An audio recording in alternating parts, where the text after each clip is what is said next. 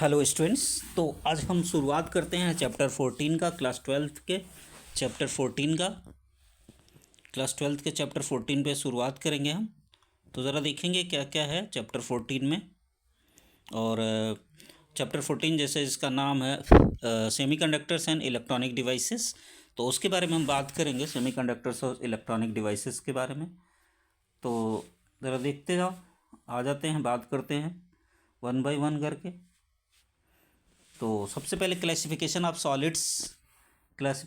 Solids on the basis of electrical conductivity. Electrical conductivity के base पर जो है हम करेंगे क्लासिफिकेशन सॉलिड्स का।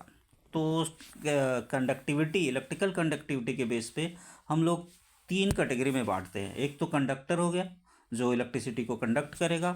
दूसरा हो जाएगा हमारा स्पेशली जिसमें हम सॉलिड की बात करें, जो सॉलिड का तो मेटल्स होते हैं स्पेशली जो कंडक्टर होते हैं। दूसरा होंगे इंसुलेटर्स और तीसरा रहेगा सेमी कंडक्टर्स, यानी कंडक्टर और सेमी इंसुलेटर के बीच में जिनकी प्रॉपर्टी होती है, यानी कि स्पेशल कंडीशंस पे जो इलेक्ट्रिसिटी को कंडक्ट भी करते हैं और नॉर्मल कंडीशन पर इलेक्ट्रिसिटी को कंडक्ट नहीं करते हैं। तो उस पर हम बात करेंगे। तो हमारा सबसे पहले ये था कि classification of solids on the basis of. तो सबसे पहले कंडक्टर के बारे में। कंडक्टर्स क्या है? Those substances which conduct electricity are called conductor. That is, यानी कि the conductor is one which allow current to pass through it are called conductor. यानी कि those materials which allow current to pass through it are called conductor. यानी वो materials जो है जो current को पास करने देते हैं अपने अंदर से, उन्हें हम क्या कहते हैं? कंडक्टर कहते हैं। क्लियर है? All metals are conductor. सारे मेटल्स लगभग कंडक्टर हैं। एग्जांपल में iron, gold, silver, copper, aluminium etcetera जो है, लगभग ऑल मेटल्स क्या होते हैं? कंडक्टर होते हैं। तो कंडक्टर के बारे में आप जानते हो।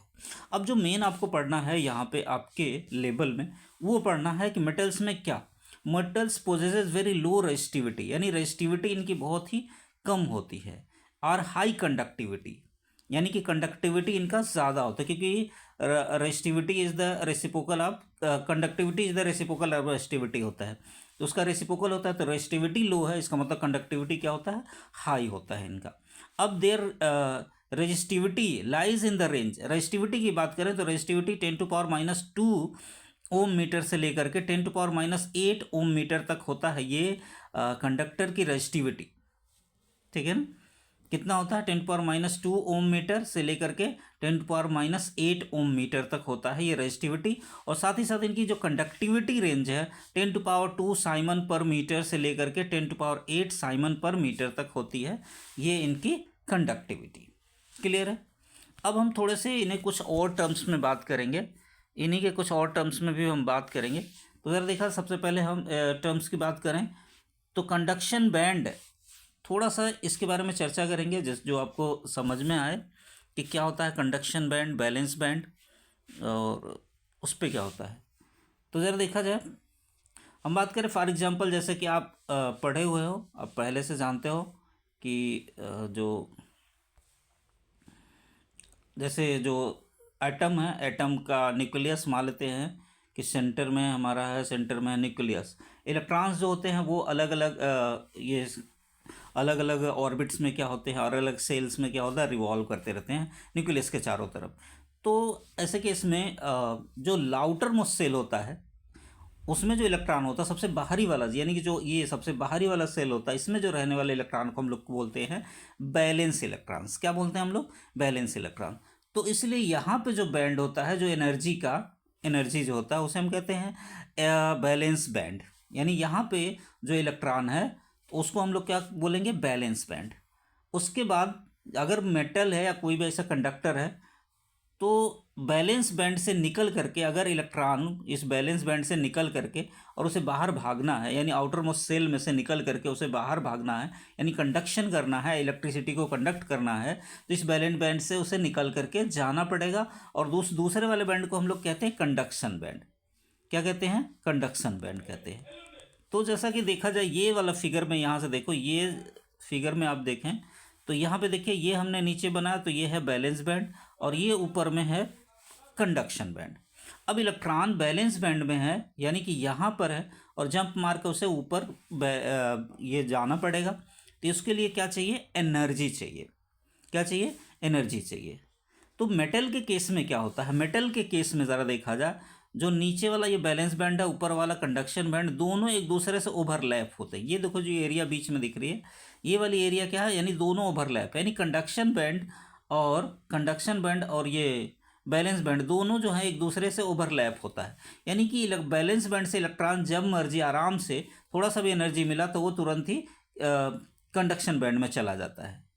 इलेक्ट्रॉन जंप मार के आसानी से बैलेंस बैंड से आसानी से कहाँ पे जंप मार के चला जाएगा। मान लेते ये ऊपर में है कंडक्शन बैंड, नीचे में है बैलेंस बैंड। तो चूंकि बैलेंस बैंड और कंडक्शन बैंड में मेटल्स में क्या होता है, कोई अंतर ही नहीं होता, यानी ओवरलैप रहते हैं लगभग, तो इसलिए इलेक्ट्रॉन्स क्या करते हैं, थोड़ी सी भी एनर्जी मिलती है तो वो यानी कि ईजिली इसलिए इलेक्ट्रिसिटी को कंडक्ट करते हैं। तो सिंपली जो मेटल्स के लिए जो फिगर है वो ये वाला फिगर है। ये केस में जो है दोनों बैंड, बैलेंस बैंड और कंडक्शन बैंड, दोनों क्या होते हैं, ओवरलैप करते हैं, एक दूसरे से ओवरलैप करते हैं। तो इस बात को ध्यान रखना है। हम आगे अभी इस पर चर्चा करेंगे कि कितना एनर्जी गैप होना चाहिए। तो सबसे पहले हम देख लेते हैं कंडक्टर वो होता है, मेटल्स वो होते हैं जो इलेक्ट्रिसिटी को कंडक्ट करते हैं।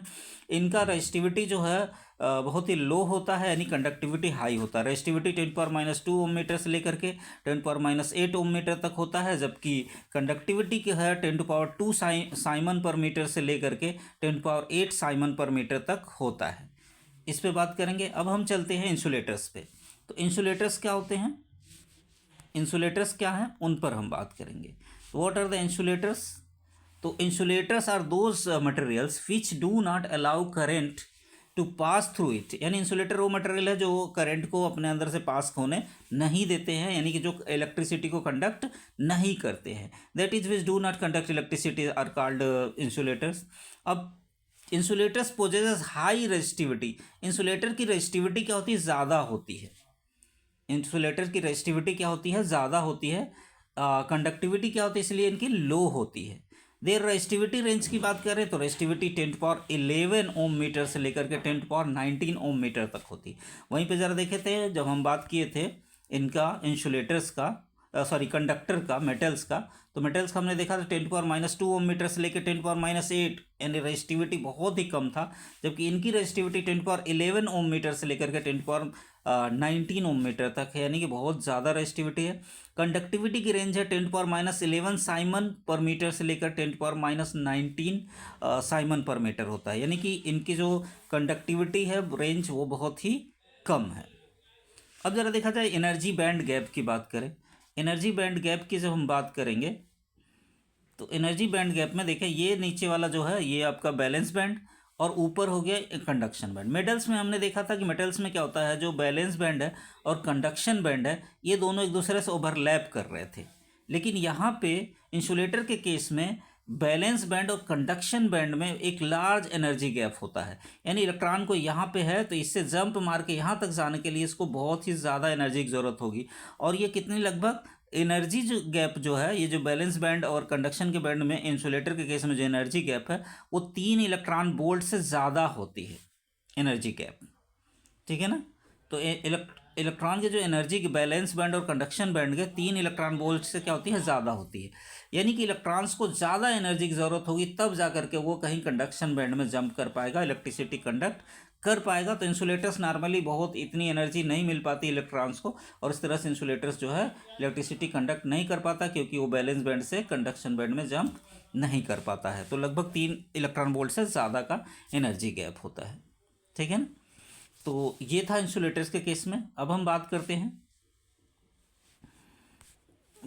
सेमीकंडक्टर्स का, जो हमारे चैप्टर का मेन है कि सेमीकंडक्टर क्या होता है, जिस चैप्टर में अब मेन हमारे इसी पे पूरा फोकस है, पूरा चैप्टर इसी सेमीकंडक्टर्स पे बेस है, जितने इलेक्ट्रॉनिक मटेरियल्स होंगे वो भी।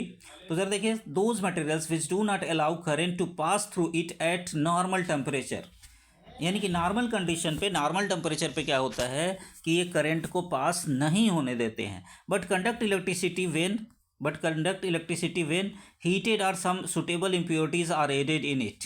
ये लेकिन इलेक्ट्रिसिटी को ये कंडक्ट करते हैं जब इसमें कुछ सुटेबल इम्प्योरिटी कोई ऐड कर दो या फिर इसको हीट करते हैं। यानी सेमीकंडक्टर क्या है, वही मटेरियल्स होते हैं which do not allow current to pass through it, यानी कि जो नॉर्मल टेम्परेचर पर करंट को पास नहीं करने देते, यानी कंडक्शन नहीं करते हैं, इलेक्ट्रिसिटी को कंडक्ट नहीं करते हैं, but conduct electricity when heated or some suitable impurities are added in it.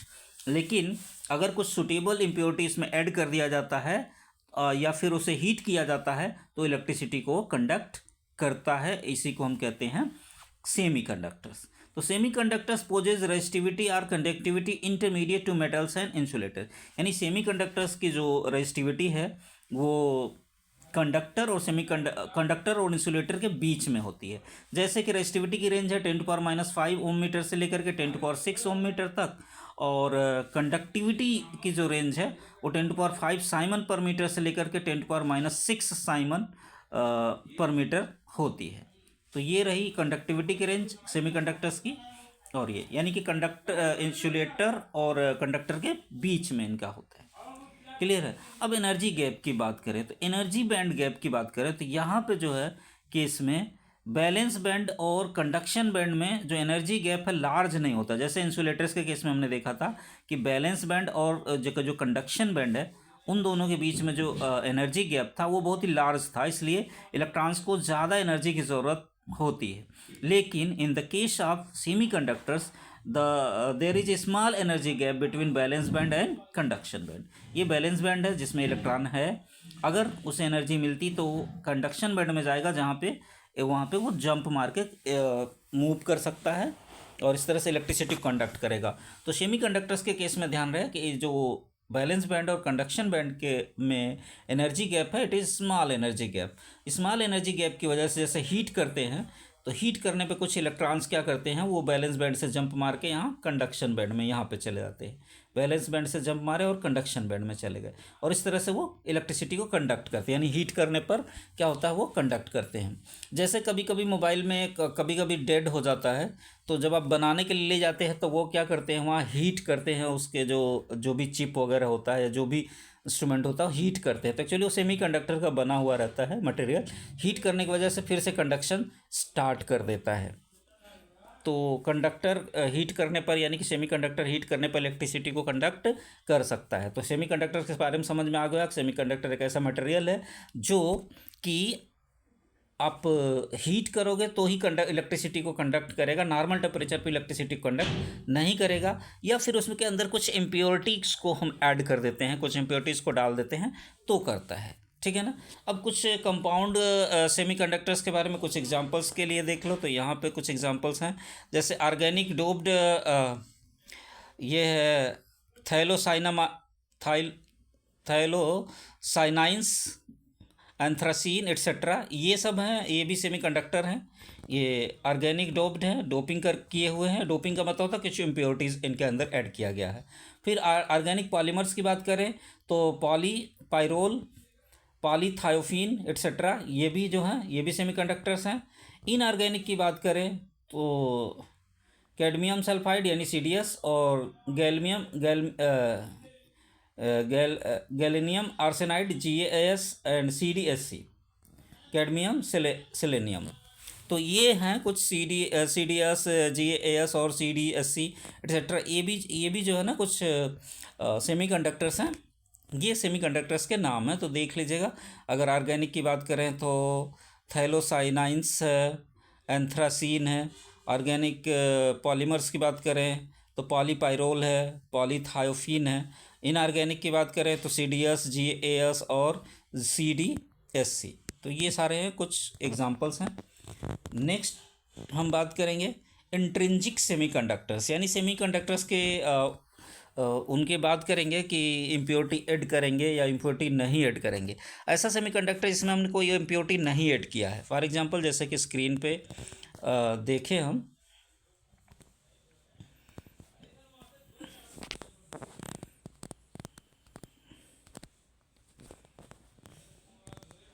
Intrinsic semiconductors के बारे में हम पहले बात करते हैं।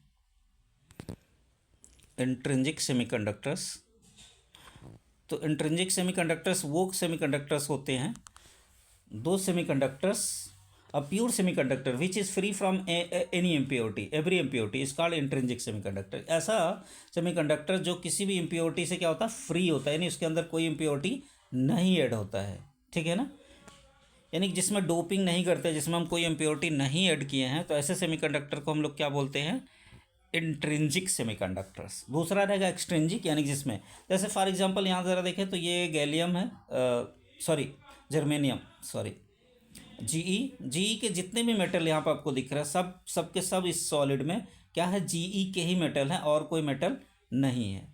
यानी कि जर्मेनियम या फिर सिलिकॉन हो गया, सिलिकॉन का ये क्रिस्टल है, सिलिकॉन के क्रिस्टल में सारे के सारे जो एटम दिख रहे हैं आपको, सिलिकॉन के ही एटम दिख रहे हैं। यानी कि प्योर जो है सेमीकंडक्टर होगा, उसमें कोई इम्प्योरिटी नहीं ऐड किया होगा, उसे ही हम कहते हैं क्या, इंट्रिंजिक सेमीकंडक्टर्स। यानी those semiconductors in which no impurities are added to increase the conductivity को इंक्रीज करने के लिए कोई भी इम्प्योरिटी ऐड नहीं किया गया हो, एकदम प्योर फॉर्म में हो, उसे हम कहते हैं इंट्रिंजिक सेमीकंडक्टर। क्लियर है? इंट्रिंजिक सेमीकंडक्टर्स होता क्या, इंट्रिंजिक सेमीकंडक्टर्स भी होता है जब हीट कर देते हैं तो कुछ इलेक्ट्रॉन्स क्या होते हैं ना, इसके जो कुछ बॉन्डिंग के इलेक्ट्रॉन्स है, जैसे कि चार चार देख रहे हैं, ये ग्रुप 14 के एलिमेंट हैं, जर्मेनियम और सिलिकॉन दोनों ही ग्रुप 14 के एलिमेंट हैं, तो दोनों ही इलेक्ट्रिसिटी को कंडक्ट करते हैं। स्पेशल केसेस में सिलिकॉन और जर्मेनियम सेमीकंडक्टर्स हैं, और स्पेशल केसेस में जब हीट करते हैं तब, क्योंकि जब हीट करेंगे तो जैसे ये फ्री इलेक्ट्रॉन्स और होल्स कुछ होते हैं, यहाँ पे दिख रहा होगा लिखा है फ्री इलेक्ट्रॉन्स और होल्स, तो ये फ्री इलेक्ट्रॉन्स और होल्स जो होते हैं क्रिएट हो जाते हैं, यानी कि इलेक्ट्रॉन्स अपने जगह को, एनर्जी मिल जाता है तो अपनी जगह को छोड़ करके सरफेस पर चले जाते हैं, तो अपनी जगह पे होल्स क्रिएट करते हैं। इस तरह से उन होल्स पे, पॉजिटिव होल्स पर, जो पॉजिटिव होल जहाँ से इलेक्ट्रॉन जिस जगह को अपना छोड़कर चला जाता है, उस जगह पे एक पॉजिटिव होल क्रिएट हो जाता है, तो जो नेबरिंग एटम है, यानी सॉरी जो नेबरिंग इलेक्ट्रॉन्स होते हैं वो उसमें जंप मारते हैं, उस तरह से कंडक्शन शुरू हो जाता है, यानी इलेक्ट्रॉन्स एक होल से दूसरे होल में जंप मारना शुरू कर देते हैं और इस तरह से कंडक्शन शुरू होता है। तो इंट्रिंजिक आई होप कि सबको क्लियर हो गया होगा। इंट्रिंजिक सेमीकंडक्टर वो सेमीकंडक्टर होता है जो उसमें कोई इम्प्योरिटी ऐड नहीं होता है कंडक्शन को बढ़ाने के लिए। क्लियर है? आप चलते हैं इंट्रिंजिक सेमीकंडक्टर्स की ये कुछ एग्जांपल, जैसे ये दिखाया गया बस कैसे, जैसे आउटर मोस्ट सिलिकॉन में देखें तो सबसे जो आउटर मोस्ट सेल में देखा जाए तो 4 इलेक्ट्रॉन्स हैं आउटर मोस्ट सेल में, यानी बैलेंस इलेक्ट्रॉन्स कितने हैं, 4 हैं, इसलिए ये 4 सिलिकॉन के साथ में सिंगल बॉन्ड बना देता है, और इस तरह से इसका क्रिस्टल में ये रहता है, कोवेलेंट बॉन्ड बनाता है, शेयर्ड इलेक्ट्रॉन्स होते हैं, एक एक इलेक्ट्रॉन्स की शेयरिंग हो जाती है। उसके बाद हम बात करेंगे intrinsic semiconductors, the number of free electrons Ne is equal to the number of holes NH। इस इंट्रिंजिक सेमीकंडक्टर्स की बात करें तो इसमें जो है जब हम हीट करते हैं, तो ध्यान दें, इंट्रिंजिक सेमीकंडक्टर यानी कोई इम्प्योरिटी ऐड नहीं किया हुआ है, तो इसमें जब हीट करते हैं तो जितने फ्री इलेक्ट्रॉन्स होते हैं उतने ही होल्स भी क्या होते हैं, क्रिएट हो जाते हैं। यानी Ne हमने कहा नंबर ऑफ इलेक्ट्रॉन्स, और NH मतलब नंबर ऑफ होल्स, तो Ne is equal to NH होता है, मान लेते हैं उसे Ni हो गया, फिर Ni is intrinsic carrier concentration. Ni को हम लोग क्या कहते हैं, इंट्रिंजिक कैरियर कंसनट्रेशन बोलेंगे। तो an intrinsic semiconductor will behave similar to an insulator at T equal to 0 kelvin. यानी अगर T इक्वल टू 0 केल्विन है तो जो इंट्रिंजिक सेमीकंडक्टर है वो बिल्कुल कैसा, इंसुलेटर की तरह से व्यवहार करेगा। Is energy band gap between the conduction band, the value of energy gap is the energy band gap. अच्छा, ये एनर्जी बैंड गैप के बारे में सिलिकॉन और जर्मेनियम की बात करें तो सिलिकॉन में जो है वो एनर्जी बैंड गैप है 1.1 इलेक्ट्रॉन वोल्ट का रहता है। यानी ये देखिए कंडक्शन बैंड है, और इधर ये बैलेंस बैंड, सॉरी ये बैलेंस बैंड है नीचे में, सॉरी, और ये ऊपर में कंडक्शन बैंड है। इलेक्ट्रॉन को जंप मार के यहाँ तक जाना होता ताकि कंडक्शन शुरू कर सके। तो ये इंट्रिंजिक है, हीट करते हैं, जब हीट करते हैं तो जो एनर्जी बैंड गैप सिलिकॉन में होता है 1.1 इलेक्ट्रॉन वोल्ट का होता है। यहाँ से यहाँ तक एनर्जी गैप सिलिकॉन में कितना होता है, 1.1 इलेक्ट्रॉन वोल्ट। वहीं पे जर्मेनियम में होता है 0.7 इलेक्ट्रॉन वोल्ट। यानी कि इस सिलिकॉन में थोड़ा सा ज़्यादा एनर्जी की ज़रूरत पड़ेगी इलेक्ट्रॉन को कंडक्शन का हीट करने के लिए, क्योंकि ज़्यादा एनर्जी की ज़रूरत है, जबकि वहीं पे जर्मेनियम में 0.7 इलेक्ट्रॉन वोल्ट है, तो 0.7 इलेक्ट्रॉन वोल्ट एनर्जी की ज़रूरत पड़ेगी। तो ये ध्यान रहे, आपको नॉर्मल की बात कर रहे हैं हम कि सिलिकॉन और जर्मेनियम का जो है एनर्जी बैंड गैप कितना 1.1 इलेक्ट्रॉन वोल्ट और 0.7 इलेक्ट्रॉन वोल्ट रहता है। तो ये इंट्रिंसिक सेमीकंडक्टर्स के बारे में था। अब हम एक्सट्रिंसिक सेमीकंडक्टर्स के बारे में पढ़ेंगे, जो ज़्यादा हमें इम्पॉर्टेंट है। एक्सट्रिंसिक सेमीकंडक्टर, यहाँ पे एक्सट्रिंसिक का मतलब एक्सटर्नल से है, यानी कोई एक्सटर्नल इम्प्योरिटी को ऐड कर दिया गया है उसके अंदर। फॉर एग्जांपल ज़रा यहाँ स्क्रीन पे अगर हम देखें तो आपको दिखेगा ये जो क्रिस्टल्स हैं, ये जो सॉलिड्स हैं, इन क्रिस्टल्स में ज़रा देखा जाए, हमने यहाँ पे देखे चार, यहाँ पे सिलिकॉन है तो बीच में फास्फोरस है, यानी कि सिलिकॉन वाले क्रिस्टल में हमने क्या किया, एक फास्फोरस की पेंटावेलेंट मान लेते हैं, पेंटावेलेंट एक है, पेंटावेलेंट कोई इम्प्योरिटी है उसमें डाल दिया, फास्फोरस को डाल दिया, यानी सब सिलिकॉन सिलिकॉन सिलिकॉन सिलिकॉन था, यहाँ पे मैंने फास्फोरस डाला। तो चूँकि फास्फोरस के पास जो है आउटर मोस्ट शेल में 5 इलेक्ट्रॉन होते हैं, तो 4 इलेक्ट्रॉन तो इन बॉन्डेड में हो गया, लेकिन ये जो एक इलेक्ट्रॉन इसमें क्या होता है, फ्री रह जाता है। और यही फ्री इलेक्ट्रॉन्स क्या होता है, जैसे ही अब पोटेंशियल अप्लाइड किया जाता है ये मूव करने लगता है और इस तरह से जो है कंडक्शन शुरू कर देता है। यानी कि एक्सट्रिंजिक यानी इम्प्योरिटी हीट करने की ज़रूरत नहीं है, यानी कि सिर्फ हमने क्या किया, इसमें एक इम्प्योरिटी ऐड कर दिया, जैसे फास्फोरस कर दिया, ऐड कर दिया, या फिर और इम्प्योरिटीज है। फॉर एग्जांपल ये इसमें देखिए यहाँ पे लेड, इस वाले केस में देखा जाए तो लेड, लेड का हमने कर दिया इस वाले केस में लेड,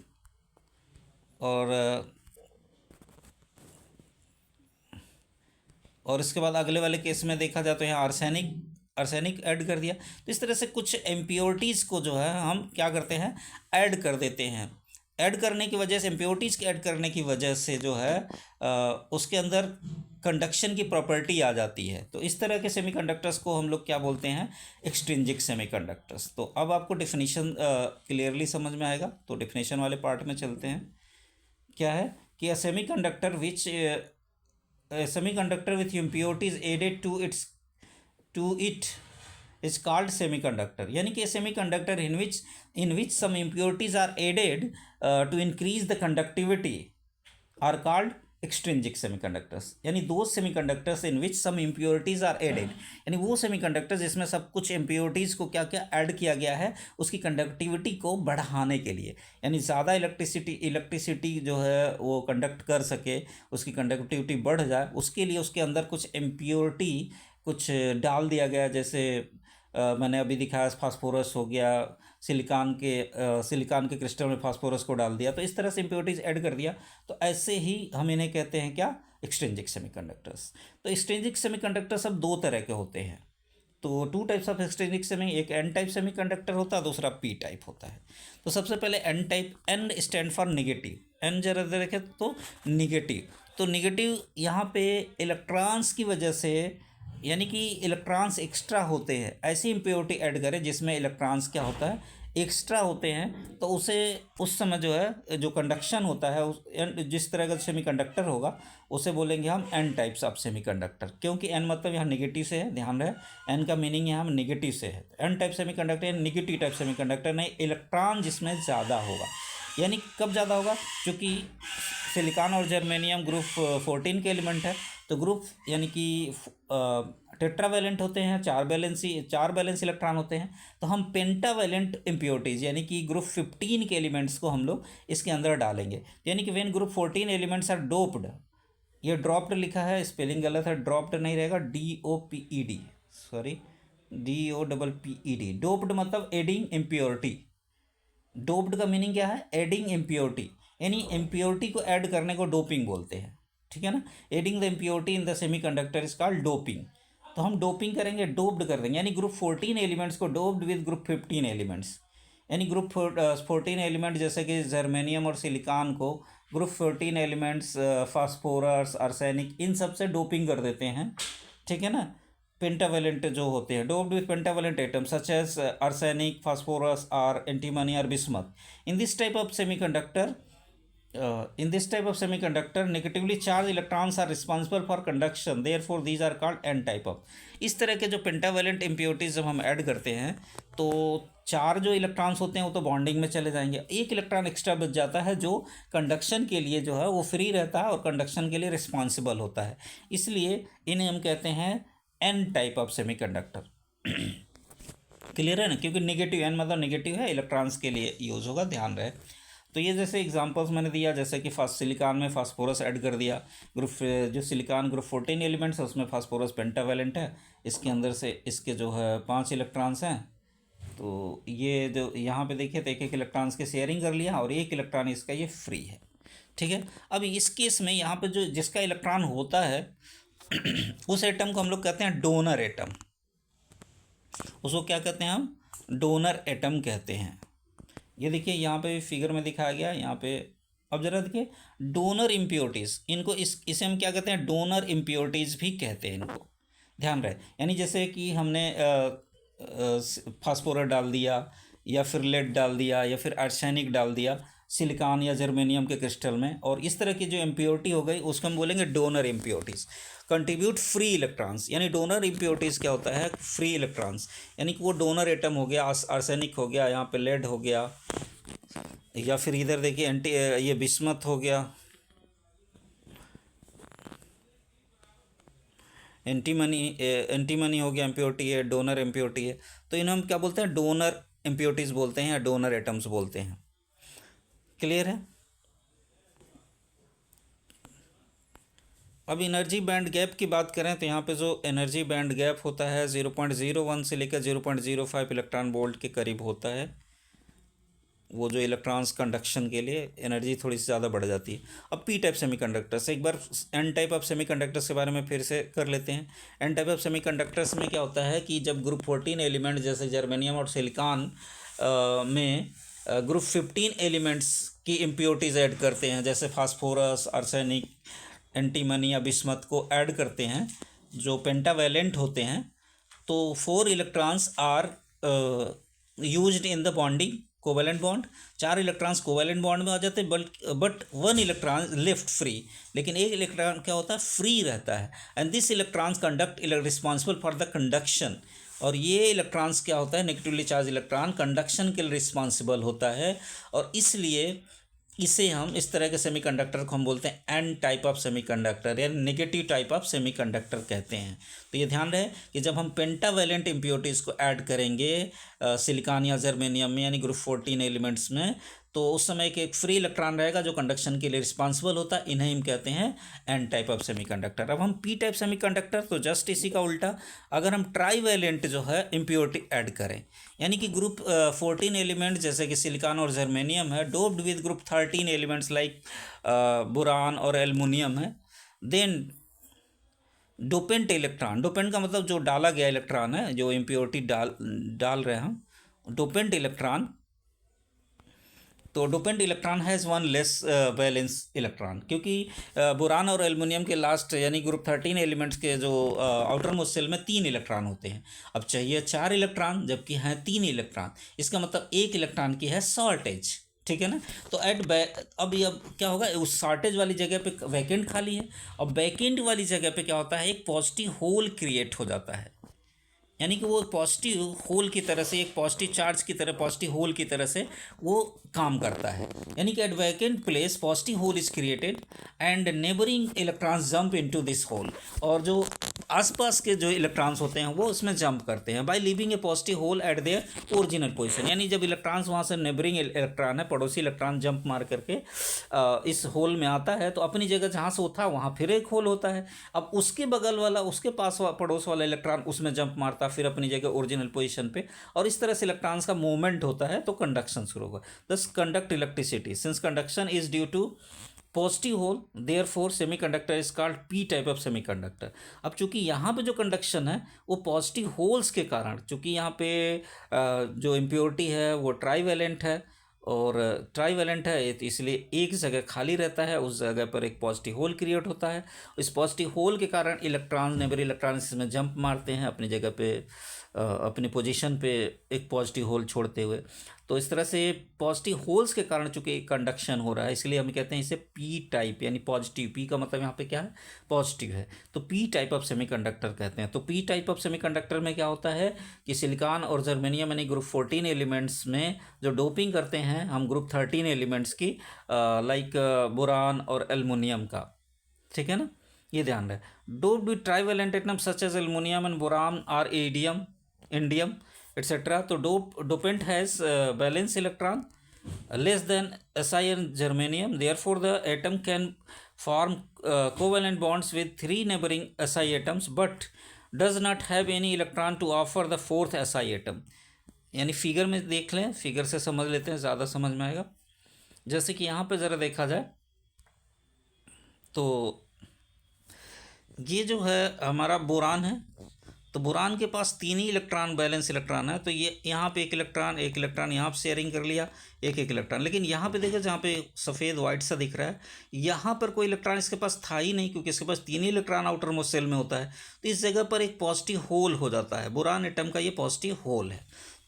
अब इसके आस पड़ोस के जो भी इलेक्ट्रॉन होगा वो इसमें जंप मार करके दूसरे एटम के यहाँ पे आएगा। तो जहाँ से वो जंप मारेगा वहाँ पॉजिटिव क्रिएट हो जाएगा, और इस तरह से इलेक्ट्रॉन्स का मूवमेंट शुरू हो जाता है। और इस इलेक्ट्रॉन का मूवमेंट शुरू हो जाता है तो ये रहेगा। जैसे कि यहाँ फिगर में और क्लियर दिखा है, सिलिकॉन के साथ में ये बॉन्डिंग बना लिया, बॉन्डिंग। लेकिन यहाँ पे इसके पास इलेक्ट्रॉन है ही नहीं है प्रेजेंस, इसलिए यहाँ पे एक होल है, प्रेजेंस ऑफ होल। जहाँ पे इलेक्ट्रॉन खाली रहता है वहाँ पे प्रेजेंस ऑफ होल होता है। इनकम्प्लीट कोवेलेंट बॉन्ड है, ये कोवेलेंट बॉन्ड कंप्लीट नहीं है, इसलिए यहाँ पे कुछ इलेक्ट्रॉन जो नेबरिंग एटम होंगे तो वहाँ से इलेक्ट्रॉन जंप मार के यहाँ पे आ सकता है।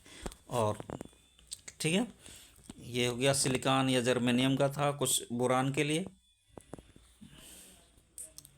ऐसे तो ये है the bond between the fourth neighbouring and the trivalent atom has a vacancy और होल। ज़रा ध्यान रहे, तो होल क्या है, यानी कि when trivalent impurities are added, when trivalent impurities are added in group 14 elements like germanium and silicon, then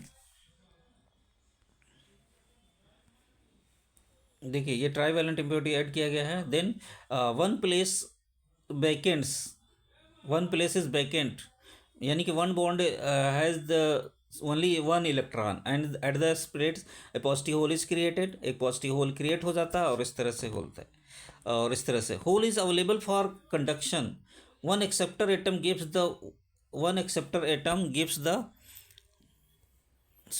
one hole. अब ये जो एक एक्सेप्टर एटम होता है एक होल को देता है, ज़रा ध्यान रहे, थोड़ा सा एक बार देख लेते हैं। The bond between the fourth neighbouring and the trivalent atom has a vacancy और hole is available for conduction, hole conduction के लिए अवेलेबल होता है। One acceptor atom gives one hole, एक एटम जो होता है, जैसे कि यहाँ पे मान लेते हैं हम बोरान को रख दिया, तो एक एटम एक ही होल देता है। Holes are the majority charge carriers, यहाँ पे पी टाइप वाले में बात करें तो होल्स ही मेजॉरिटी चार्ज कैरियर्स होते हैं। And electrons are the minority carriers, और इलेक्ट्रॉन्स होते हैं वो माइनॉरिटी चार्ज कैरियर्स होते हैं।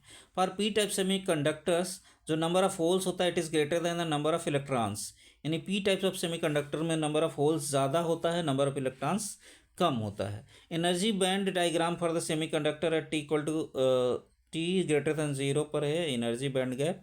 एनर्जी बैंड गैप बहुत ही कम होता है, 0.01 इलेक्ट्रॉन वोल्ट के करीब हो जाता है, यानी बहुत ही कम रहता है।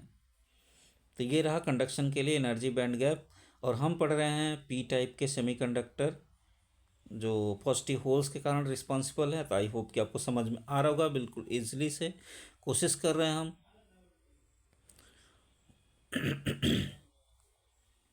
अब पीएन जंक्शन, इस चैप्टर में आगे बढ़ेंगे तो आपको सबसे जो इम्पोर्टेंट है वो है पीएन जंक्शन की फॉर्मेशन। पीएन जंक्शन क्या है, सर देखिए, तो पी टाइप का आपने सेमीकंडक्टर पढ़ लिया, यानी कि जिसमें जो पॉजिटिव होल्स होंगे जो रिस्पॉन्सिबल होंगे कंडक्शन के लिए, और एन टाइप के जो सेमीकंडक्टर होगा उसमें नेगेटिव इलेक्ट्रॉन्स हैं वो कंडक्शन के लिए होते हैं। अब पी टाइप के सेमीकंडक्टर और एन टाइप के सेमीकंडक्टर्स को एक दूसरे में फ्यूज कर देते हैं हम, यानी जोड़ देते हैं। पी टाइप का सेमीकंडक्टर लिया हमने एक जैसे, और एक एन टाइप का सेमीकंडक्टर लिया, इन दोनों को हम क्या करते हैं, फ्यूज कर देते हैं। नॉर्मली ये फ्यूज ऐसे नहीं किया जाता है, लेकिन मैं मतलब समझने के लिए बता रहे हैं कि अगर हम पी टाइप और एन टाइप सेमीकंडक्टर, इधर है पी साइड इधर एन साइड है, अब इन दोनों को फ्यूज कर दिया, जोड़ दिया, तो इस तरह का ये जो जंक्शन बना जहाँ पे ये दोनों जॉइंट हुआ इन दोनों का, इसको ही बोलते हैं पीएन जंक्शन। यानी पी टाइप का और एन टाइप के सेमीकंडक्टर को जहाँ पे जोड़ करके जॉइंट बनाते हैं उसे ही हम क्या कहते हैं, पीएन जंक्शन बोलते हैं। तो ये जो है बीच वाला एरिया दिख रहा है आपको फिगर में हम बनाए, तो यही हो गया पीएन जंक्शन। तो आपको आराम से समझ में आ गया होगा। जंक्शन मतलब जहाँ ज्वाइंट, ठीक है ना। तो पी टाइप के सेमीकंडक्टर और एन टाइप के सेमीकंडक्टर को हम लोग नॉर्मली ये ज्वाइंट कर देते हैं। तो जो बीच में जो पॉइंट होगा जहाँ पे दोनों जुड़े हुए होंगे उसी को बोलते हैं पी एन जंक्शन। अब ज़रा थोड़ा सा डिटेल में थोड़ा सा आप जाएं तो हम लोग पढ़ेंगे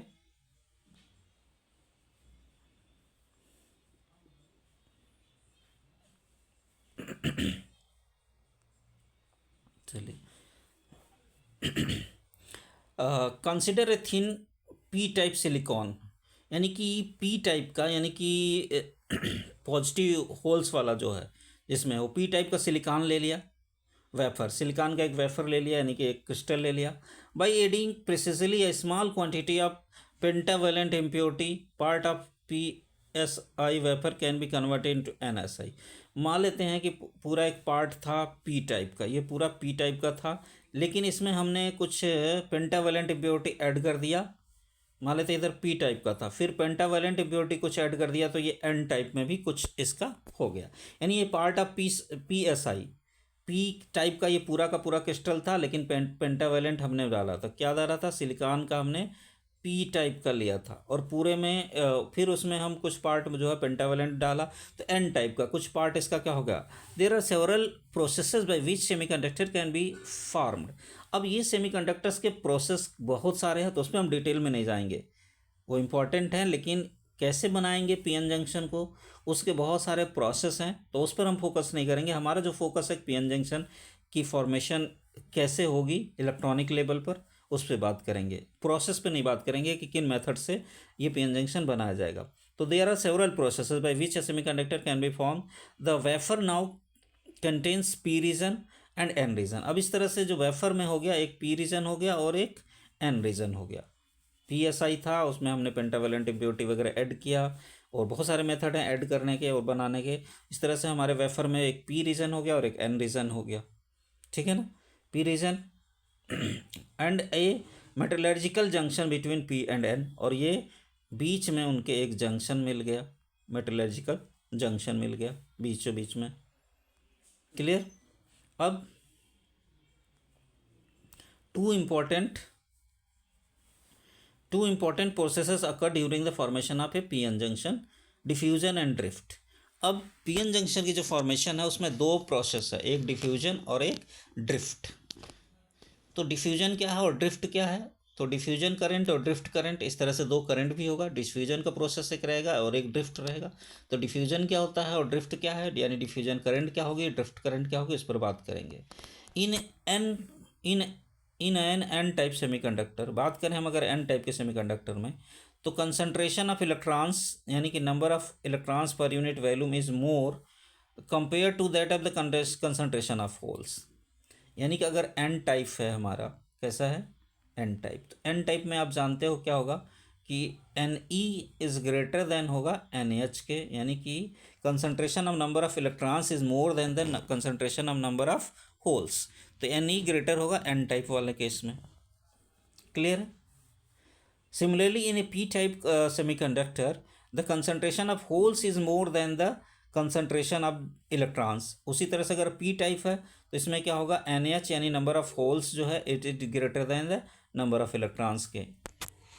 आपको पता ही है पहले से ही कि यानी पी टाइप होगा तो उसमें नंबर ऑफ होल्स ज़्यादा होगा। During the formation of P N junction and due to the concentration gradient across P and N sides, holes diffuses from P sides to N side।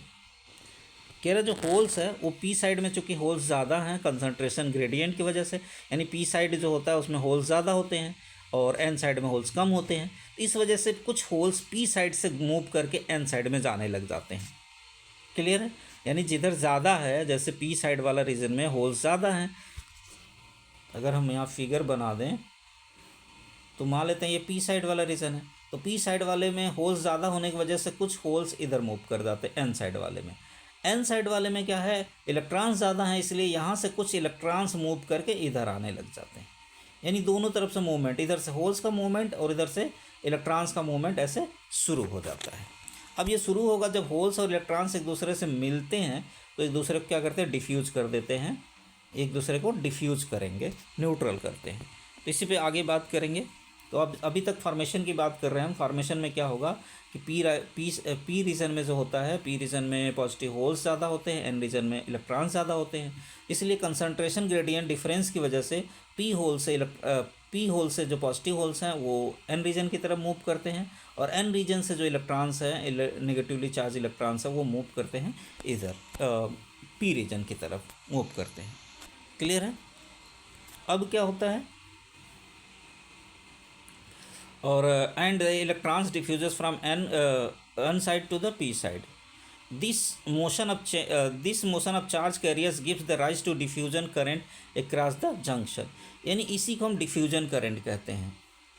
यानी कि P region और N region देख रहे हो, तो P region से electron N region में, और पी रीजन से होल्स एन रीजन में, और एन रीजन से इलेक्ट्रॉन्स पी रीजन में आते हैं और एक दूसरे को डिफ्यूज़ करते हैं।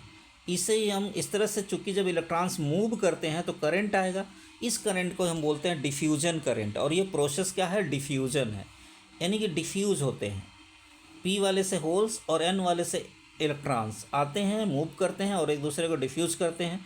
इस चूँकि इनके मोशन के कारण जो करंट होती है उसे हम कहते हैं डिफ्यूजन करंट। तो हमने बोला था डिफ्यूजन और ड्रिफ्ट, तो डिफ्यूजन समझ में हो गया। चूँकि जब फॉर्मेशन होती है पी एन जंक्शन की, तो पी रीजन में जो होल्स की कंसंट्रेशन ज़्यादा होती है और एन रीजन में जो है इलेक्ट्रॉन्स की कंसंट्रेशन ज़्यादा होती है। इस वजह से पी रीजन से कंसंट्रेशन ग्रेडियंट की वजह से पी रीजन से होल्स और एन रीजन से इलेक्ट्रॉन्स मूव करते हैं एक दूसरे के अपोजिट में और डिफ्यूज करते हैं एक दूसरे को, और इनके मूवमेंट के कारण जो करंट होती है उस करंट को हम लोग कहते हैं डिफ्यूजन करंट। तो अगर कोई पूछे कि व्हाट इज डिफ्यूजन करंट, तो during the formation of the P N junction, the holes from the P region and the electrons from the N region moves, yani holes from p region moves to the n region, and electrons from the n region moves to the p region and diffuses each other. Due to this motion of the electrons and holes, positive holes, a current is produced, and this current is called diffusion current. अब आगे की बात करें हम, तो आगे बात करें हम, तो when an electron diffuses from n to p, it leaves behind an ionized donor on n side. यानी कि जब इलेक्ट्रॉन क्या करता है, मूव करता है, when electron diffuses from n to p, मान लेते हैं कि ये हमारा है n रीजन है। अब n से p की तरफ जब वो डिफ्यूज करता है तो electron, it leaves behind an ionized donor on N side. तो एन साइड में एक डोनर ऑन एन साइड करेगा। This ionized donor positive charge is immovable as it is bonded to the surrounding atoms. ज़रा ध्यान दीजिए, ये वाला important part है, इसको समझते हैं।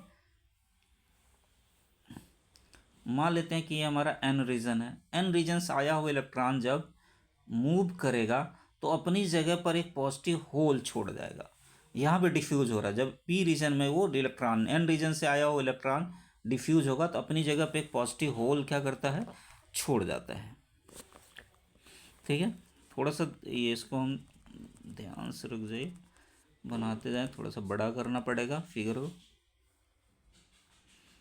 देखिए, तो ये पॉजिटिव होल यहाँ पे आ गया, एक पॉजिटिव होल यहाँ पे, यहाँ पे ये पी रीजन है। पी रीजन में इलेक्ट्रॉन चला गया तो अपनी जगह पर पॉजिटिव होल्स को ऐसे छोड़ दिया। Clear? This ionized donor positive charge is immovable, और ये इमूवेबल होता है यानी मूव नहीं कर सकता at it is bonded to the surrounding atoms, कि इसके आसपास जो एटम है उससे बॉन्डेड है, इसलिए ये जो है ये मूव नहीं कर सकता है। ये पॉजिटिव जो डोनर है, एटम है, पॉजिटिव जो चार्ज है, वो मूव नहीं करेगा। As the electrons continue to diffuse from N to P, electrons N से पी में डिफ्यूज होते रहते हैं। A layer of positive charge और positive charge region on the N side region is developed, यानी एन साइड रीजन में एक positive holes का ऐसे लेयर क्रिएट हो जाता है। Similarly A layer of negative charge is developed on the P side, इसी तरह से पी साइड में भी एक नेगेटिव चार्ज का लेयर इसी तरह से क्या होता है, एक क्रिएट हो जाता है। चलिए हम अगले फिगर में देखते हैं। नेक्स्ट फिगर की बात करें, यहाँ पे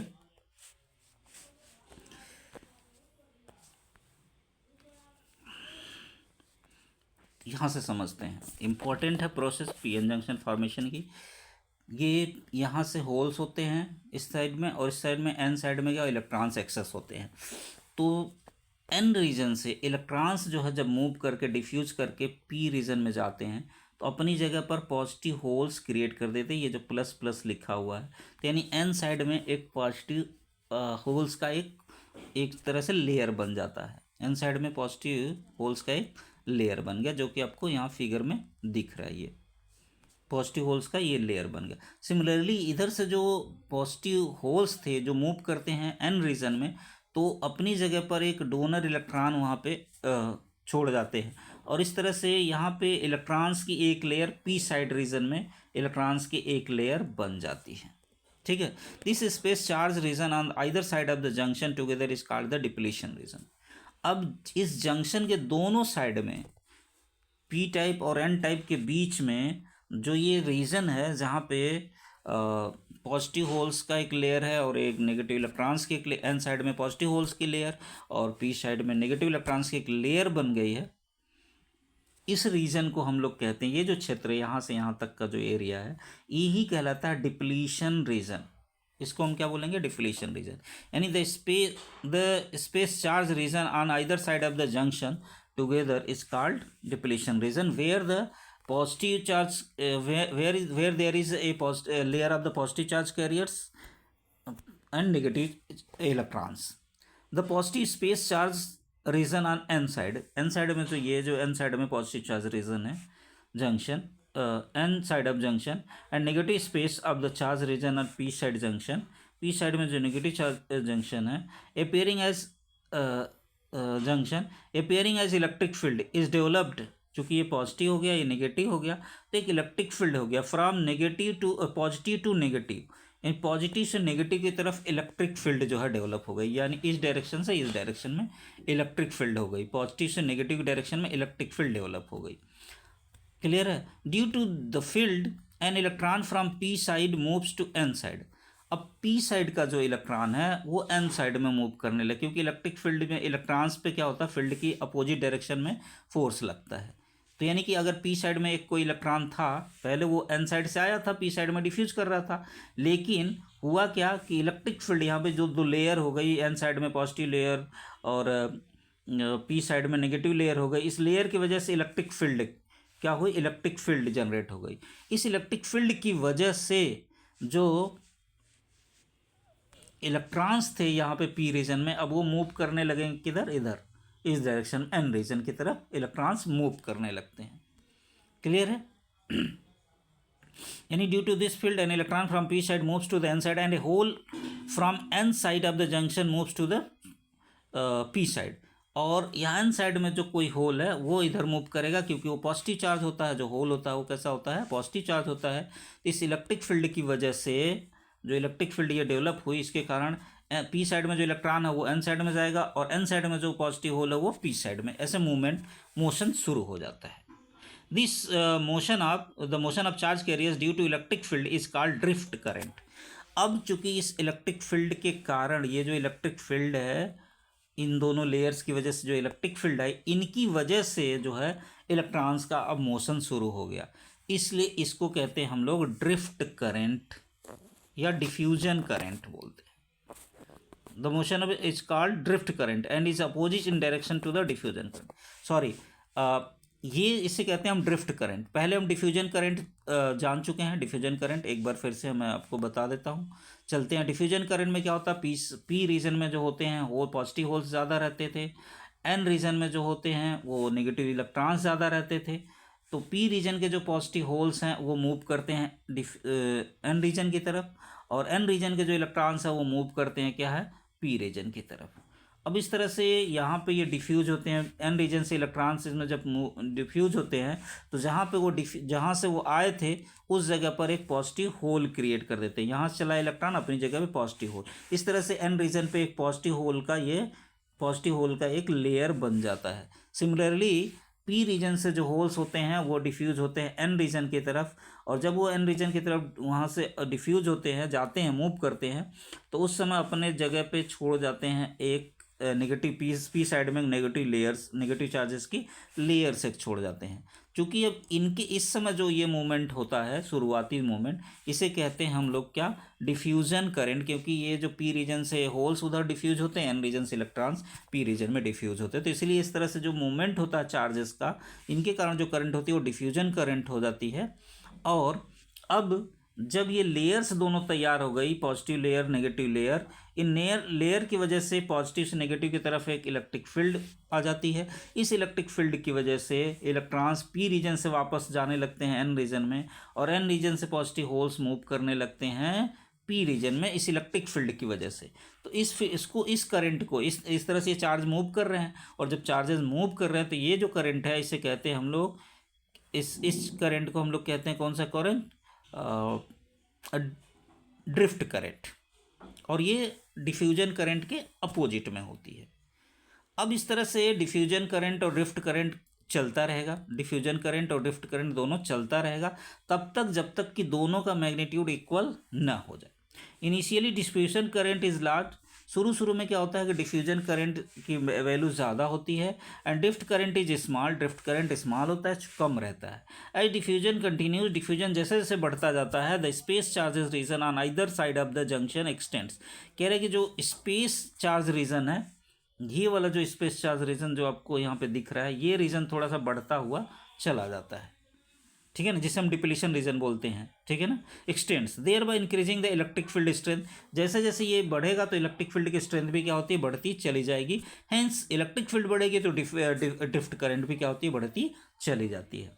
यानी ड्रिफ्ट करंट अगर इस डायरेक्शन में था, ड्रिफ्ट करंट के अपोजिट डायरेक्शन में आपकी आ जाती है ये। The process continues until diffusion current is equal to the drift current, और तब तक कि ये प्रोसेस चलता रहेगा जब तक कि डिफ्यूजन करंट जो है इलेक्ट्रिक करंट ड्रिफ्ट करंट के इक्वल नहीं हो जाती है, यानी दोनों करंट इक्वल है।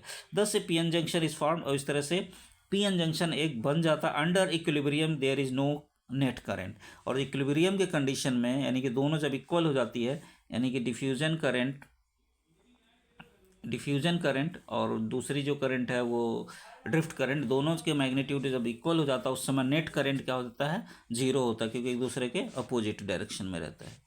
डिफ्यूजन करंट और ड्रिफ्ट करंट दोनों इक्वल हो जाता है, तो ये इक्विलिब्रियम की कंडीशन में रहता है। जरा डिफ्लेशन रीजन इस तरह से बना। अब बैरियर पोटेंशियल क्या है उसके बारे में बात करेंगे। कह रहे loss of electrons from the N region and gain of electrons by the P region. Loss of electrons from the N region, जो हमारा एन रीजन है, ये यहाँ से इलेक्ट्रॉन्स चूँकि लॉस हुए इधर आ गए।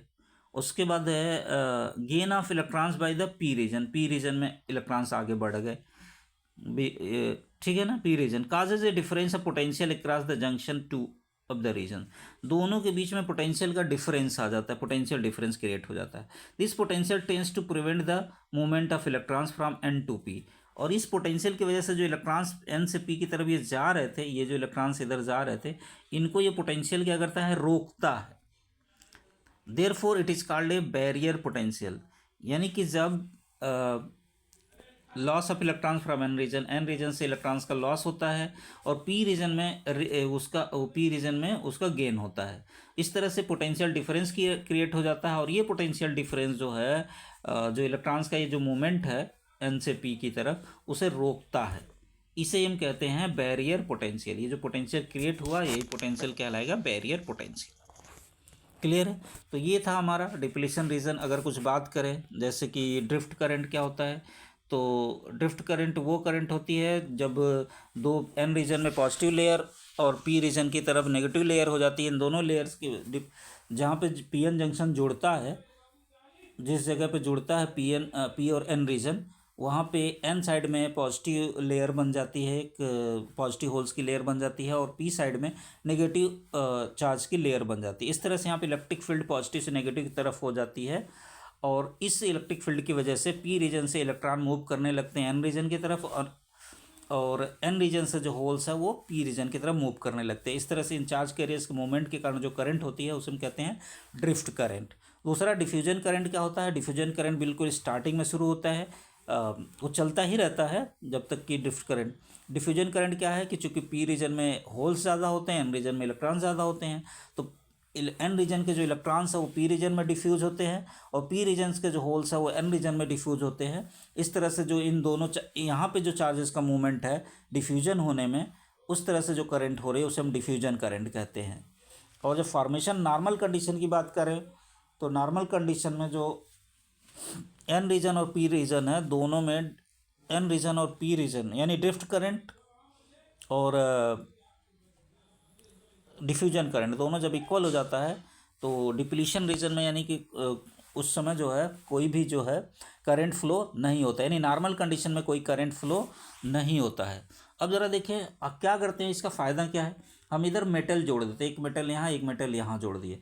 अब हम बैटरी से पोटेंशियल अप्लाई करेंगे तो इसमें करंट फ्लो होता है और उसके अलग अलग कंडीशंस है करंट फ्लो होने के। एक तरफ से करंट फ्लो होगा तो कभी फ्लो नहीं होगा, तो उसे हम रिवर्स बायस या फॉरवर्ड बायस बोलेंगे।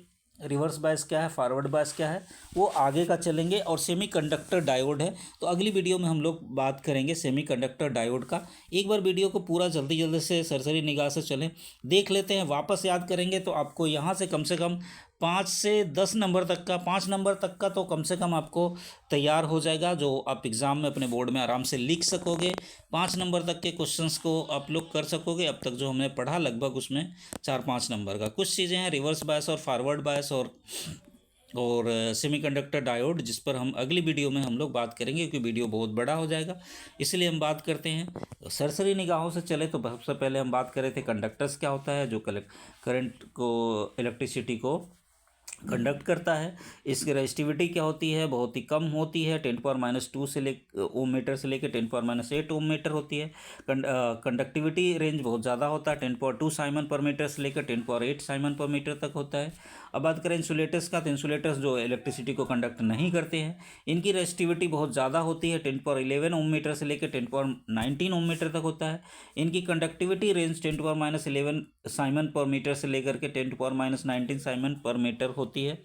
अब अगर एनर्जी बैंड गैप की बात करें, यानी बैलेंस बैंड और कंडक्शन बैंड की, इंसुलेटर्स में क्या होता है कि बहुत लार्ज एनर्जी गैप होता है। बैलेंस बैंड यानी जहाँ इलेक्ट्रॉन है और जहाँ से उसे कंडक्शन करने के लिए, अगर जहाँ पहुँच जाए तो इलेक्ट्रिसिटी को कंडक्ट करे, वहाँ तक जंप करने के लिए उसे 3 इलेक्ट्रॉन वोल्ट से ज़्यादा एनर्जी करीब करीब चाहिए। तो इंसुलेटर्स में जो एनर्जी बैंड गैप होता है वो 3 इलेक्ट्रॉन वोल्ट से ज़्यादा होता है, यानी लार्ज एनर्जी बैंड गैप होता है। जबकि बात करें कंडक्टर में तो energy band gap, balance band और कंडक्शन बैंड दोनों ओवरलैप रहते हैं।